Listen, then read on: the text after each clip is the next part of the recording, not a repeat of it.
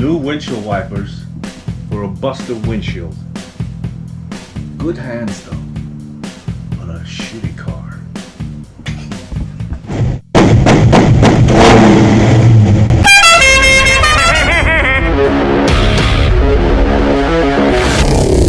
What are you thinking, boy?